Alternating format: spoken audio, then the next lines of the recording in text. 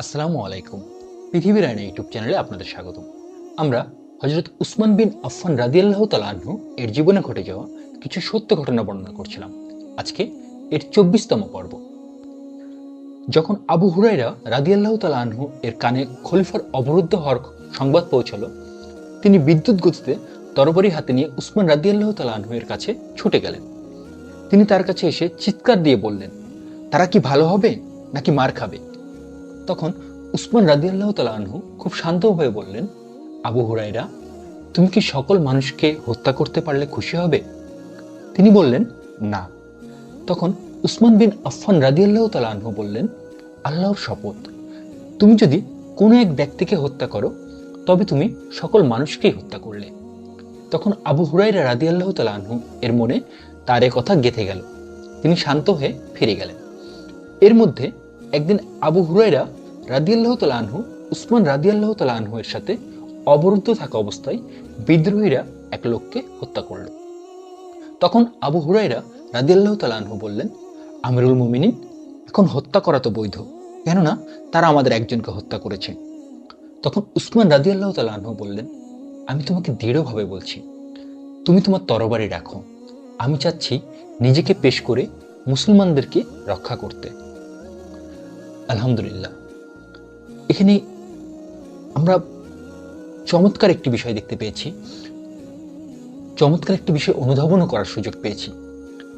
সেটি হলো যে উসমান বিন আফফান রাদিয়াল্লাহু তাআলা আনহু যখন অবরুদ্ধ অবস্থায় ছিলেন, তখন কিন্তু তারকে রক্ষা করার জন্য কিংবা তার পক্ষ হয়ে বিদ্রোহীদের সাথে যুদ্ধ করার জন্য, বিদ্রোহীদেরকে প্রতিহত করার জন্য অনেকেই এগিয়ে এসেছেন। অনেকেই তাকে বলেছেন যে আপনি শুধু একবার অনুমতি দিন, আমরা বিদ্রোহীদের দমন করি।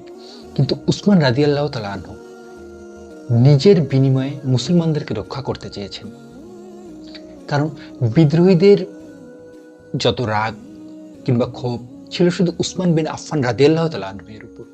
তাই উসমান বিন আফফান রাদিয়াল্লাহু তাআলা আনহু তার সক্ষমতা থাকা সত্ত্বেও, তার পক্ষে কথা বলার মতো, তার পক্ষ হয়ে তরবারি ধরার মতো অনেকে থাকলেও, কেননা উসমান বিন আফফান রাদিয়াল্লাহু তাআলা আনহু ছিলেন সত্যের উপর, তিনি কিন্তু তাদেরকে অনুমতি দেননি বিদ্রোহীদেরকে দমন করার জন্য। কারণ তিনি চেয়েছেন তার নিজের বিনিময়ে, তার নিজের জীবনের বিনিময়ে মুসলমানদেরকে রক্ষা করতে। আলহামদুলিল্লাহ। মিশর থেকে বিদ্রোহীরা উসমান রাদিয়াল্লাহু তাআলা আনহুকে শাস্তি দিতে মদিনে এসেছে। যখন তারা মদিনার কাছে এসে পৌঁছলো, তখন তিনি মিম্বরে উঠে খুতবা দিলেন। খুতবাতে তিনি বললেন, তোমরা মন্দ প্রকাশ করেছ আর কল্যাণ গোপন রেখেছ। তোমরা জনগণের বিদ্রোহকে উস্কে দিচ্ছ।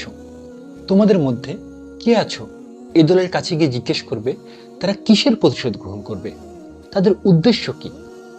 তিনি এই কথা ৩ বার বললেন, কিন্তু তারপরও কোনো উত্তর আসেনি। তখন সবাই চুপ করে রইল, কেউ কোনো উত্তর দিল না। তাদের নীরবতা ভেঙে আলী রাদিয়াল্লাহু তাআলা আনহু দাঁড়িয়ে বললেন, আমি। তখন উসমান রাদিয়াল্লাহু তাআলা আনহু বললেন, তুমি তাদের আত্মীয়, তাদের নিকটবর্তী এবং তাদের জন্য অধিক উপযুক্ত। তখন আলী রাদিয়াল্লাহু তাআলা আনহু তাদের কাছে আসলেন। তারা তাকে স্বাগত জানালো আর বলল, আমাদের কাছে যারা আসছে তাদের মধ্যে আপনি অধিক প্রিয়। তিনি তাদেরকে বললেন, তোমরা কিসের প্রতিশোধ নেবে? তারা বলল, আমরা তার থেকে প্রতিশোধ নিব এ কারণে যে তিনি আল্লাহর কিতাবকে আগুন দিয়ে জ্বালিয়েছেন, তিনি চারণভূমি দখল করেছেন, তিনি নিজের আত্মীয় স্বজনকে সরকারি পদে নিয়োগ দিয়েছেন, মারওয়ানকে ২ লক্ষ দিরহাম দিয়েছেন এবং নবী সাল্লাল্লাহু আলাইহি ওয়াসাল্লামের সাহাবীদেরকে কষ্ট দিয়েছেন। তখন উসমান রাদিয়াল্লাহু তাআলা আনহু তাদের প্রশ্নগুলোর উত্তর দিলেন, কোরআন তা তো আল্লাহর পক্ষ থেকে। আমি তোমাদেরকে বিভিন্ন হরফে পড়তে নিষেধ করেছি, যাতে করে তোমাদের মাঝে মতানৈক্য না হয়। সুতরাং তোমাদের যে ক্রিয়াতে ইচ্ছা তোমরা তা পাঠ করো।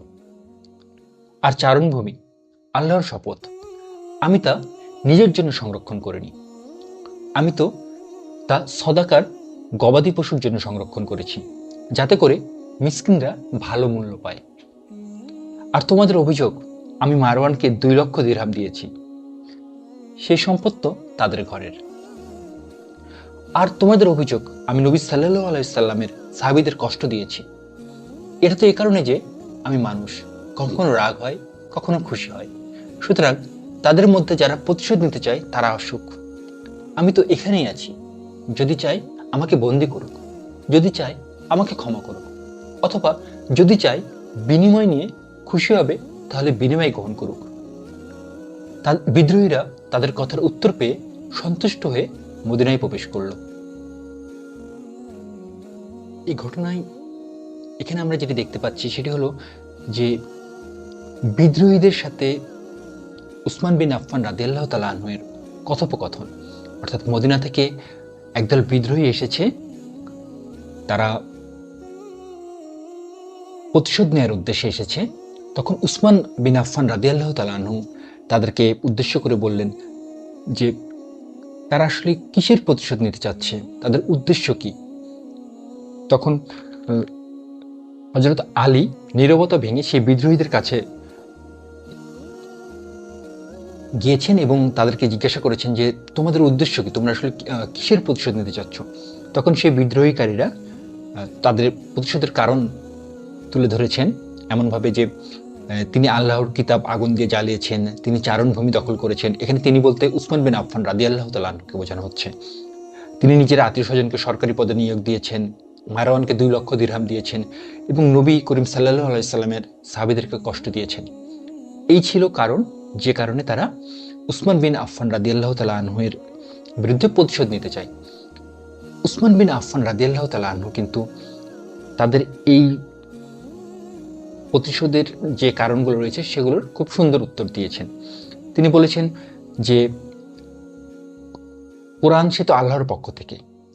তিনি তাদেরকে বিভিন্ন হরফে কোরআন শরীফ পড়তে নিষেধ করেছেন যেন তাদের মাঝে মতানৈক্য না হয়, কিন্তু তারা চাইলে তাদের ইচ্ছা মতো কেরাত করতে পারবে, অর্থাৎ বিভিন্ন হরফে যেন কোরআন শরীফ পড়া না হয় এবং এর ফলে যেন তাদের ভিতরে মতানৈক্য না আসে, সেজন্য কিন্তু তিনি কোরআন শরীফ সংরক্ষণ করে বাকি যেগুলো ছিল সেগুলো পুড়িয়ে দিয়েছিলেন আর কি। মানে যেন একটা নির্দিষ্ট জায়গায় আল্লাহর যে কিতাব কোরআন শরীফ সেটা থাকে এবং একই হরফে সেটি থাকবে এবং সেখানে যে কেউ চাইলে যে কোনোভাবে সেটি কিরাত করতে পারবে, কিন্তু বিভিন্ন হরফে তিনি পড়তে নিষেধ করেছেন এবং বিভিন্ন হরফে যেন কোরআন শরীফ পড়া না যায় সেজন্য তিনি যেটি করেছিলেন, কোরআন সংকলন করে তিনি বাকিগুলো পুড়িয়ে দিয়েছিলেন। এই ছিল কোরআন পড়ানোর কারণ আর কি। তার উদ্দেশ্য কিন্তু কি ছিল সেটি উনি ব্যাখ্যা করেছেন। আবার চারণভূমি দখল করার কথা যখন এসেছিল তখন উসমান বিন আফফান রাদিয়াল্লাহু তাআলা আনহু বলেছেন যে সেটি উনি নিজের জন্য সংরক্ষণ করেনি, সেটি উনি এই জন্য সংরক্ষণ করেছিল যেন সেখানে সদাকার যে গবাদি পশুগুলো আছে সেগুলো চলতে ফিরতে পারে এবং মিসকিনরা যেন ভালো মূল্য পায়। আচ্ছা, এরপরে তিনি মারওয়ানকে কেন 2 লক্ষ দিরহাম দিয়েছেন সেটির ব্যাখ্যাও দিয়েছেন। এছাড়া আরেকটি যে অভিযোগ তার বিরুদ্ধে রয়েছিল বিদ্রোহীদের, সেটি হলো যে তিনি নবী করিম সাল্লাল্লাহু আলাইহি সাল্লাম এর সাহাবীদের কষ্ট দিয়েছেন। তখন উসমান বিন আফফান রাদিয়াল্লাহু তাআলা আনহু কিন্তু তার কথা তার পক্ষ থেকে উত্তরটা এইভাবে দিয়েছেন যে তিনি তো মানুষ, কখনো রাগ হয়, কখনো খুশি হয়। সুতরাং তার এই কারণে যদি কেউ তার বিরুদ্ধে প্রতিশোধ নিতে চায় তবে তারা যেন এখানে এসে প্রতিশোধ নেয়, তাকে চাইলে বন্দিও করতে পারবে, ক্ষমাও করতে পারবে, আবার যদি কোনো বিনিময় করতে চায় তাহলে সে বিনিময়ও গ্রহণ করতে পারবে। তার এই উত্তর পেয়ে বিদ্রোহীরা সন্তুষ্ট হয়ে মদিনায় প্রবেশ করল। উসমান রাদিয়াল্লাহু তাআলা আনহু এর আজাদকৃত গোলাম মুসলিম আবু সাইদ রহমাতুল্লাহ আলাইহি বলেন, বন্দি দশায় উসমান রাদিয়াল্লাহু তাআলা আনহু 20 জন গোলাম আজাদ করেন। অতঃপর পাজামা চেয়ে তা পরিধান করলেন এবং তা খুব কষে বেঁধে নিলেন। অথচ এর আগে তিনি না জাহেলি যুগে সালোয়ার পায়জামা পরেছেন না ইসলাম গ্রহণ করার পর। তারপর বললেন, গত রাতে আমি রাসূল সাল্লাল্লাহু আলাইহি সাল্লাম, আবু বকর রাদিয়াল্লাহু তাআলা আনহু ও ওমর রাদিয়াল্লাহু তাআলা আনহুকে স্বপ্নে দেখেছি। তারা আমাকে বলেছেন, ধৈর্য ধরো, কারণ তুমি আগামীকাল সন্ধ্যায় আমাদের কাছে এসে ইফতার করবে। তারপর তিনি কোরআন শরীফ চাইলেন এবং কোরআন শরীফ খুলে নিজের সামনে রাখলেন। যখন তিনি শহীদ হলেন তখন কোরআন খোলা অবস্থায় তার সামনে ছিল।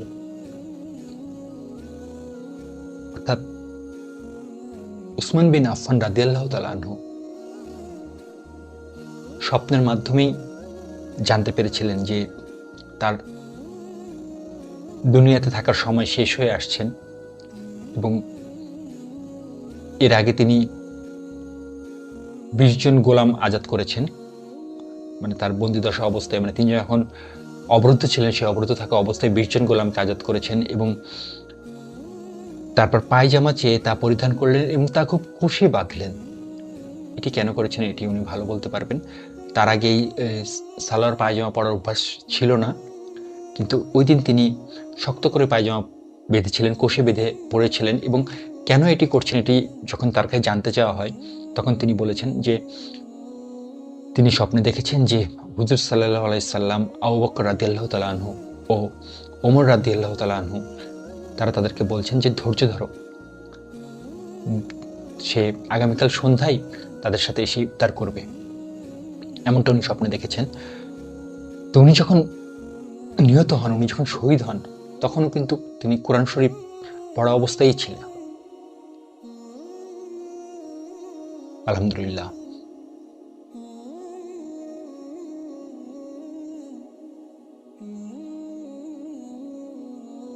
অর্থাৎ যারা আল্লাহর মনোনীত ব্যক্তি, আল্লাহ যাদেরকে ভালোবাসেন, যাদের সাথে আল্লাহর একটা ঐশ্বরিক সম্পর্ক রয়েছে, তারা কিন্তু আসলে অনেক কিছুই জানতে পারে, বুঝতে পারে। এটির একটি প্রতিফলন হয়েছে কিন্তু এই ঘটনাটি, যে উসমান বিন আফফান রাদিয়াল্লাহু তাআলা আনহু তিনি কিন্তু বুঝতে পেরেছিলেন যে তার দুনিয়াতে থাকার সময় শেষ হয়েছে, এবং উনি ওইভাবে প্রস্তুতি নিয়েছিলেন, এবং কোরআন তিলাওয়াত করা অবস্থায় তিনি এই দুনিয়া থেকে বিদায় গ্রহণ করেছেন। আজকের মতো ঘটনা এই পর্যন্তই। এরকম আরও ঘটনা জানার জন্য এবং শোনার জন্য আমাদের সাথেই থাকুন। ধন্যবাদ।